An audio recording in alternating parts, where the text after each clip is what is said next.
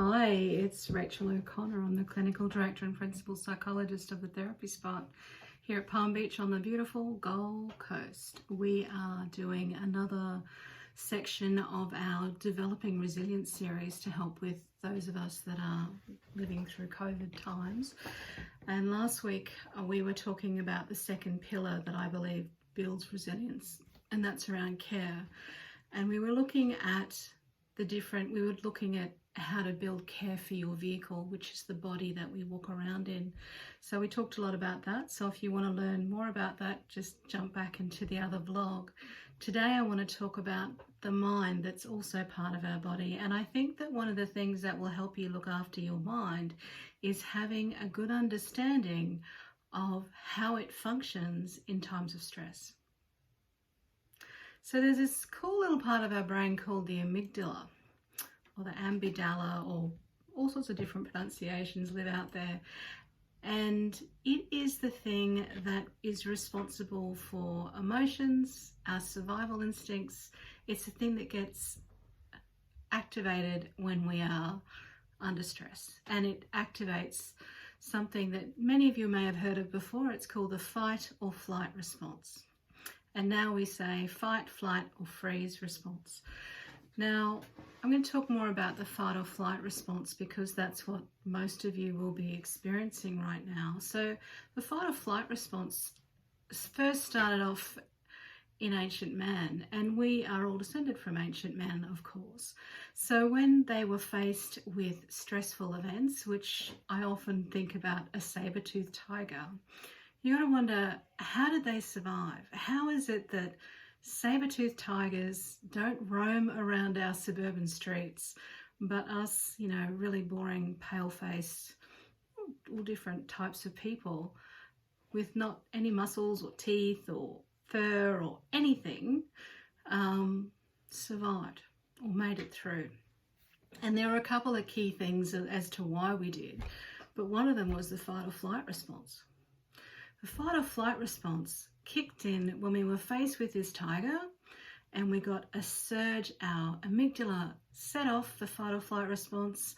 The adrenaline came running through our bodies, sending adrenaline to our hands, to all the way through our legs, to our feet.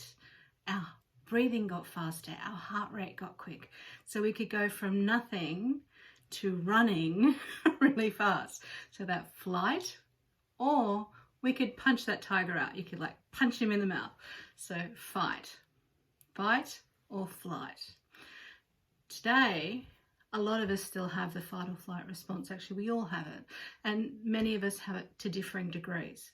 So I tend to think that people who have anxiety tend to have it, or really severe anxiety, tend to have their flight or flight thing keyed up pretty highly. So they're evolved from the ones that were the most successful at surviving. So never ever feel that that's a bad thing. It's a good thing. We just have to learn how to deal with it, and we have to learn how to turn it down a few notches.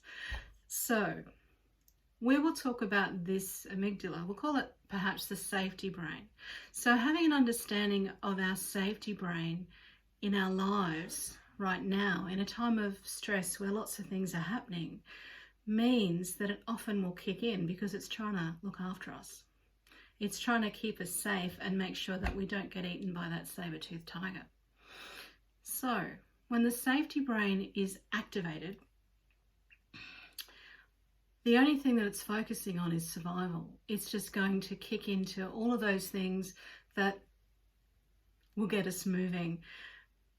But what in today's society we tend to think of as the saber-toothed tiger is a news report, or social media, or an overflowing inbox, or work that we have to do, or laundry that doesn't get done, and that same response will kick in.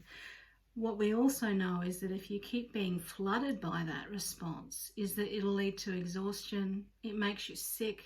It'll often make you even put on weight because you'll eat more to try and get your energy back up again, because you get that spike and then that stop and that spike and that stop. So you're kind of dragging yourself through your days, or you're feeling edgy all the time. So we need to know that this is what our brain is doing. So it's going straight into safety mode.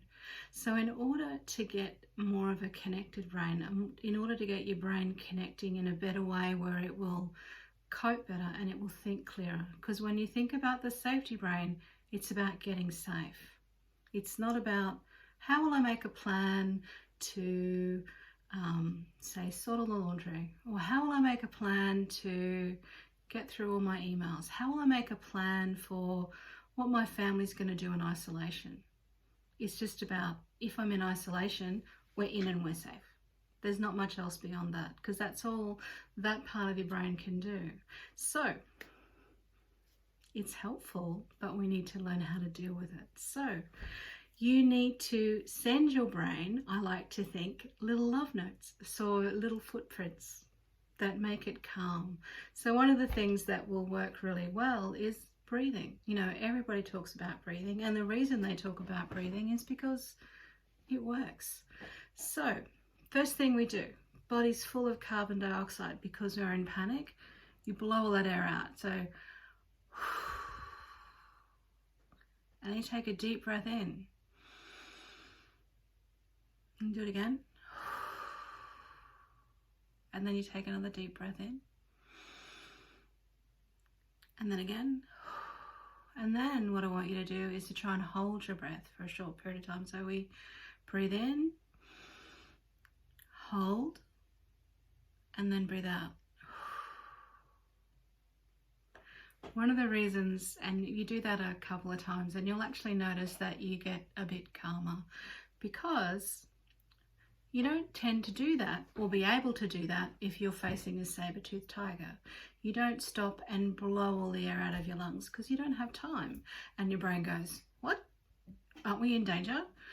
And then when you take that deep breath, it's like, oh, we're taking a deep breath. Maybe we're not in danger.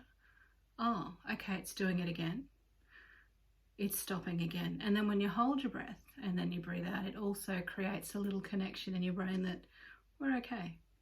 It's okay, we're safe.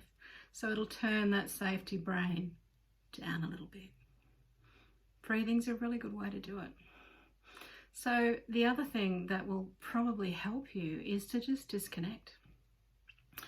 During your day, take some moments to disconnect. You know those old days when we'd walk outside and we'd take a breath of fresh air, or we'd stand in the sunshine. You stop and have a coffee and you don't think about anything. You put those phones down. I was looking for my phone to show you, but I'm recording on it, so it won't work. So just send little bits of calm. Exercise is going to help reduce your adrenaline because it will release it from your body. Running is awesome, but walking is great too. So anything that you can do will make life a little bit easier. I'll make a little thing that will pop up, which will give you some more love notes that you can send to your brain to create those little pockets of calm through your day in the coming days when I get a moment to make it for you. So there's another pillar that we are yet to talk about, so I'll talk about that next week. I hope you're all going well and things are traveling for all of you. It's Rachel O'Connor on the spot at the therapy spot. Talk soon. Bye.